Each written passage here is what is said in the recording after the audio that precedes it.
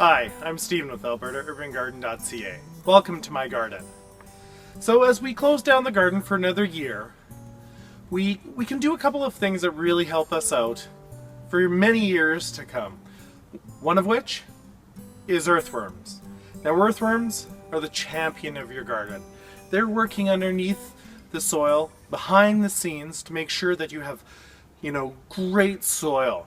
They degrade organic material, they inoculate it with beneficial bacterium, they do a lot of work, including aeration. They make your soil light and fluffy. And in return, what do? We ignore them. Well, you can do a couple of quick things to not only help the earthworms, but to help continue to develop a healthy soil and ecosystem in your garden.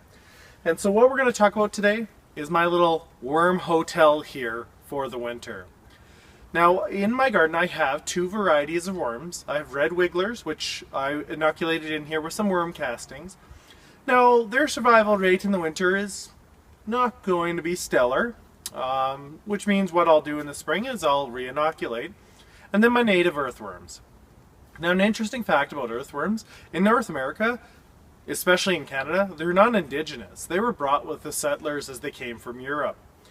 But that said, they do some great work for us. So I'm going to show you how I build this so that you can keep your earthworms happy longer into the winter, build a population of earthworms, and get some great material for your garden soil out of it as well.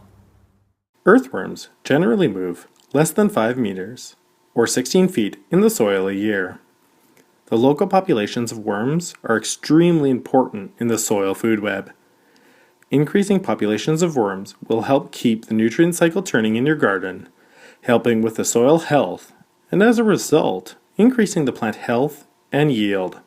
Providing a good home for the worms will allow them to increase their population in the garden, while turning organic material into wonderful vermicompost. Making the winter pile is fairly simple to do. Simply add layers of organic material, such as coffee grounds, garden waste, comfrey, and brewing waste, and a little extra potting soil if you have it. It is important to add to the pile slowly, so you do not create a hot compost, which will drive the worms away. It is preferable to have a nitrogen-rich pile, as most worm varieties require nitrogen-rich food.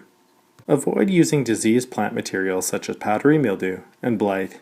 These are best removed from the garden to slow the future problems. Plants with hardy seeds, like tomatoes, should also be avoided, as the cold nature of the compost is not enough to deactivate the seeds, and they may volunteer for you in the future in inconvenient places.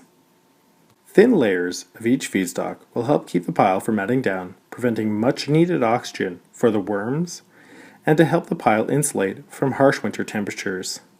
Leaving snow piled on top will again help keep the pile insulated from the hardest winter temperatures, as snow and the air it traps is one of the best insulators out there. The pile is unlikely to stay warm throughout the winter and will freeze solid. This is not a problem for earthworms, as they are used to that. The pile should attract this year's earthworms, resulting in them laying cocoons that keep clusters of eggs warm. In the spring, the worms will hatch and return to the pile and continue to increase the populations. Some worms will burrow deep into the ground, below the freezing line, and overwinter. In the spring, they'll return to the surface once it warms up. Allowing the worms time in the fall before freeze up to colonize and lay eggs in the pile definitely helps. Although we have received our first frost of the year, it'll be 8 to 10 weeks before the ground begins to freeze. If you have a little more space and live in a higher growing zone, you can create a compost pile large enough to stay warm throughout the winter and keep adult worms alive and working. Thank you for spending time with me today. I appreciate it very much. I hope you have a fantastic day.